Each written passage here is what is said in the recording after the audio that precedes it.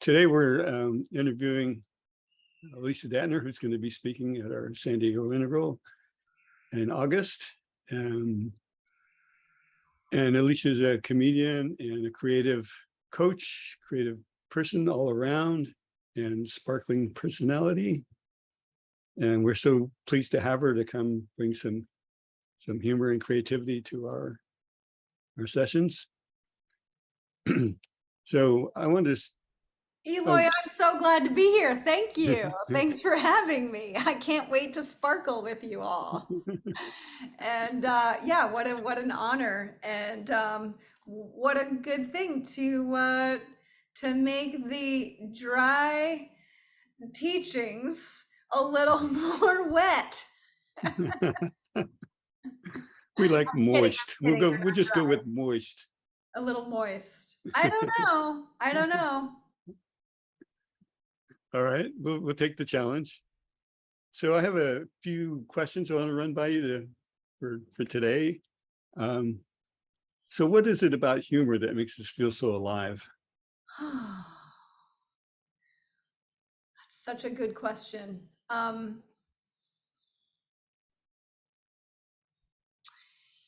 I would argue that humor is like the thing that's gonna separate us from robots. You know, we are increasingly being overtaken by artificial intelligence, and everything about the computers is you know, it's gonna think faster and better than us, but there's no soul there. And I think soul is what humor is. And what makes us feel more alive than when we're connected with our souls, with the sense of bittersweetness, with the sense of two things coming together that you didn't think made sense, but they crash, and of course they're related. And that laughter of connection, the laughter of recognition, the laughter of truth, when we tell the truth. You know, you're asking what makes humor make us feel alive, and the question might more be like, what is it about truth that makes us laugh? You know, so it's really like truth makes us feel alive, recognition makes us feel alive, and that is what makes us laugh, and that's what we call humor. Right, wonderful answer. So that kind of leads into the next question: is there a difference between the vulnerability you show as a comedian and the vulnerability you show in relationships of all kinds? Wow. Wow. That's a great question. I have an amazing director named Tom, and I take acting classes with him, and I am constantly being pushed and encouraged and shoved and rammed. I'm joking, but like invited into a deeper level of vulnerability, to the point where I will write a comedy piece and they'll want me to be crying when I do it. They'll want me to be crying when I am doing jokes, and the more vulnerably pained I am, and like in a fully authentic way, the more they're laughing. And I can't even believe how much vulnerability is being asked of me and suggested. And of course there is a line, but they sure want me to cross whatever I think the line is. And so, is there a difference? I think in some ways I might be more vulnerable on stage than in relationships. At least I experience myself as being more rewarded when I'm vulnerable on stage. In a relationship, I feel I am very vulnerable, but I don't always get that applause at the end. I get more like, thanks for telling me. You know, but it does, I'm not like bathed in warmth of laughter, you know, like my boyfriend doesn't laugh at my pain and applaud me after I say something really embarrassing. So that would be the difference for me. And how would it be if he did that? I would feel a lot better. I'm going to have her watch this video now. That's great. Okay, so my friend Jerry that was with us today asked the question about wanting to know why you're inspired to do this kind of work. And can you give an example of a transformation that you witnessed or experienced that inspires you to coach people in this way? Wow. Okay, Big so question. that's a lot of questions. Why am I inspired to do this work? That was the first part of the question, Yep. part A, out of Yep. 57 parts. Part A, stem one. Why? I just want you. Someone asked me this recently, and something came to me that was so clear and obvious. I was like, duh. It's because I just want you to be on my side and get how shitty things are for me. Like, I want to describe to you in the most nuanced, particular, emotionally engaged, passionate way exactly what I'm experiencing, the hardships that I am facing, and to feel what I'm feeling, to see what I'm seeing, and to go, yeah, that's awful, and to say that with your laughter. And if I can do that, then I feel like I'm not alone. So I don't think as a 5-year-old, a 10-year-old, when I started wanting to do comedy, that I knew that I could have said. I couldn't say that until a month ago. But yeah, what inspires me, and then having that already happen, then I want everyone to feel less alone along with me. Like, then you get to either laugh at my pain and go, wow, it's not as bad as that, or wow, I feel that way too. And now we're all supported, Yeah. and we all We get to laugh at our own pain. exactly. Yeah. Those mirror neurons are firing. There was a whole other Yeah. 8 parts to that question. Do you want any other answers to that? Yeah, sure. Can you give an example of a transformation that you witnessed or experienced that inspires you to coach this way? Sure. Yeah. I had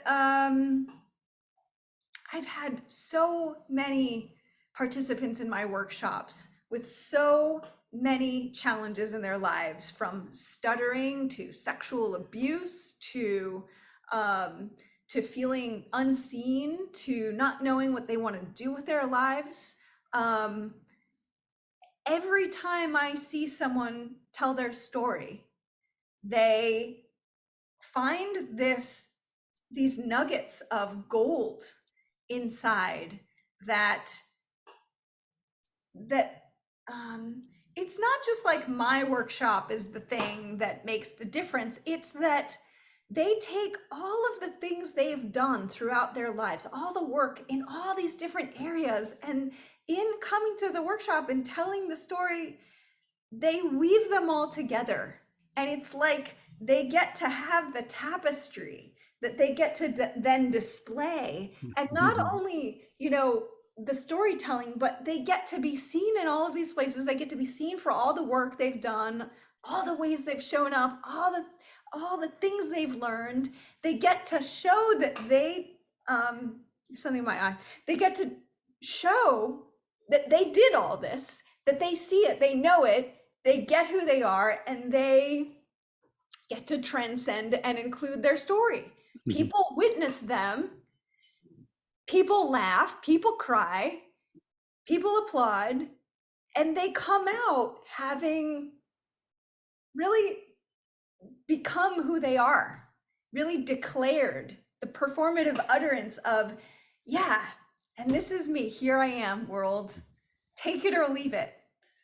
And the kind of highs that people are on after a show, so powerful. But also the integration of the time after that they bring humor to their pain is so people's relationships grow, they quit jobs that they didn't want to be in, they they feel more free in their lives to tell the truth. Their families know more who they are. I mean, I know that's not one specific person, but that's what I love watching. Yeah, and I actually got to witness one of your shows up in Oakland, and I could feel that, you know, it was just such an amazing evening. Yeah, I'm curious if you have a moment in the show that you remember that touched you. It was kind of a funny thing. Somebody was talking about the goddess Kali, and somebody sitting right in front of me, their chair broke. Oh my And she God. fell on the floor. And the person talking just blended that right in with the performance, you know, like, oh, there she is. Kali just That's disappeared. crazy. So it wasn't a planned thing, but it was, you know, I and thought just that. I actually saw that leg, right? So, and I had a little string attached so that it would just like right at that moment, just pull it out. yeah, that was a great moment. But just the radiance of, you know, the people performing, and all the love from their support people that were there, you know, people were just So like, much love. And then, like, you saw people you didn't even know, and you were loving and supporting them. That's yes. what I find amazing. It's like you have to bring your people who love and support you, but then that multiplies. Mm-hmm. Okay, I got one more question for you. What in your background, what is it in your background that brings you the insights and skills you have in reframing and relating to others, especially in real time? Narcissism, I think, in my background. I'm just trained to be a super highly sensitive person and attuned to everyone else and what their needs are and what's going on with them. So I'm super attuned, I think, through being trained to attune to other people's wants and needs. So yeah, I would say that would be what accounts for that. And then the insights. What does the insight account for? I think just like being an only child, I think a lot. I'm on my own a lot. And then having empathy and thinking, and then also having like a spiritual practice and, you know, trying to imagine how other people might feel in the situations that they're in. And maybe I'm not always accurate, but definitely, and also being surrounded by a lot of really insightful, artistic people as I was growing up, encouraged and seen. And, you know, and also I think like not being, not being very pretty when I was a kid compared with like I think I'm beautiful. Yes. But you know, I was the only Jewish kid with a big nose and short and brown hair, and in my school, really the only Jewish kid. And so I didn't feel pretty. And when you are not like getting asked on dates by boys, you think a lot more about the world and you develop your personality and your wisdom as a trait, I think, more than some people who have it easier socially. So I would attribute some of that. I remember my friend when I was a kid, we were sitting on the bus, me and Abby, she was like, why do you think the ugly people are more interesting? And that's the moment I was like, oh yeah, like they probably just don't have it as easy. And so they have to like do something else to be interesting. That's great. It, you know, it's a big revelation when you're a kid because no one says, obviously, it's kind of obvious now that I say it, but as a kid, it's like, oh. Well, thank you, Alicia. We're looking What a forward note to end on, huh? we're looking forward to having you at San Diego Integral. And I'm so excited, Eloy. It's going to be really yeah. fun.